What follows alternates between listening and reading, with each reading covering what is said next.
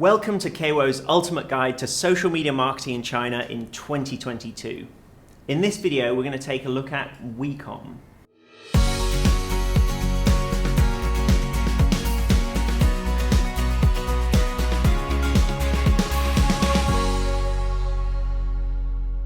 I really feel like 2022 is going to be the year of WeCom.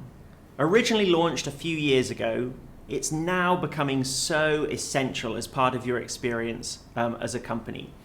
There's two key ways that you can use WeCom. One is an internal solution for your employees within your company. It gives them a separate WeChat away from their personal WeChat. WeCom automatically turns off their notifications after 7 p.m. and before 8 a.m. in the morning, trying to give them a little bit more separation between work and personal life. You can provide a lot of additional services to your employees inside WeCom, including redeeming expenses. You can provide them with calling options, provide all sorts of other company services. You can group people inside WeCom representative of the structure of your organization. WeCom's actually free for small organizations, but it does become quite expensive once you have thousands or tens of thousands of employees. The other arguably much more powerful use for WeCom is as a way to engage with your customers. I think we all know that people want to do business with people. So while you might have an official account with your brand on, actually it often is better for them to connect directly with your employees. So what you can do is each employee is able to have their own WeCom account. They have an official business card that they're able to share and add followers on. And so it really is interoperable with WeChat. And you can add additional services in. If you have a mini program with e-commerce, your employees can directly share products to customers, and actually you can even track that and pay commission. So to give you a practical example of how WeCom can be used to talk to your customers, I'm going to use an example I had recently. I was in a drugstore and the person behind the counter, the shop assistant, they asked me to add them personally on WeCom.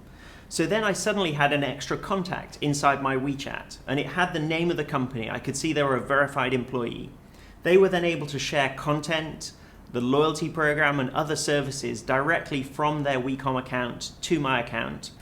The other really good thing for companies is that when your employees leave, those contacts are actually owned by the company and can be transferred to another employee. One tip I do have is that when you're trying to transition your employees to WeCom, you really have to think about the value you're providing to your employees, especially if they're customer facing, because they probably want to have those customer contacts in their personal WeChat.